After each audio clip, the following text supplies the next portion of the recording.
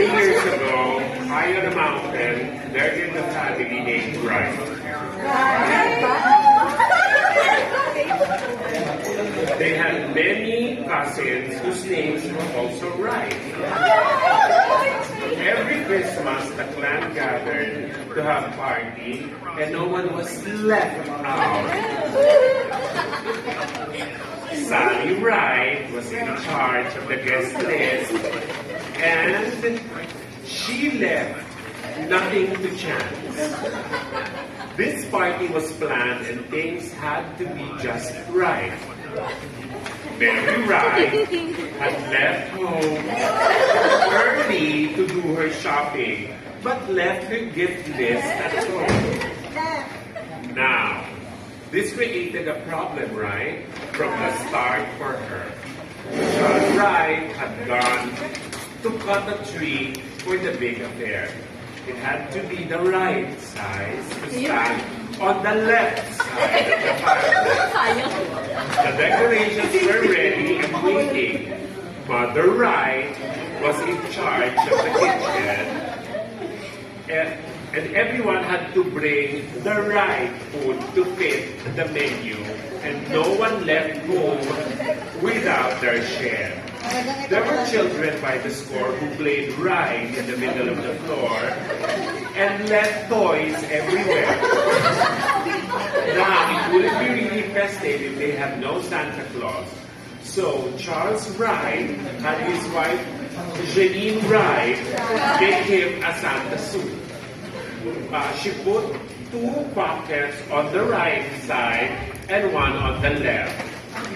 But Jake Wright felt left out because he said he had a right to be Santa because he had been left out for 5 years. Mother Wright had to settle the argument right there and then before she left for the kitchen. Charles and Jake both got mad and left in a huff. But just Uncle Ben Wright walked right through the door and said he had a suit left over from last year. Charles and Jake, that would be all right. So that was settled and left everyone feeling just fine, except Charles and Jake.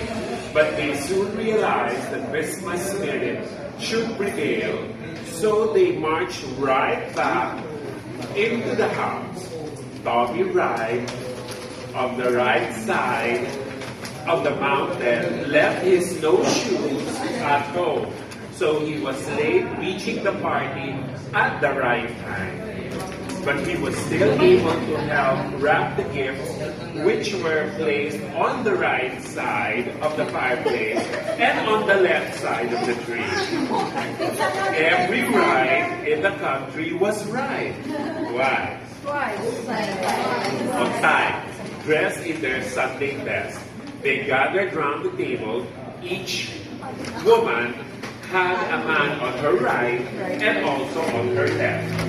They sang right loudly as they had their dinner, and as they left the table, everyone cried, "I ate too much." Then came Santa right on time to deliver the gifts to each Wright. Now I hope you have the right present for yourself, because that's all that is left of our story. Except to wish you a very Merry Christmas. Isn't that right? That's it!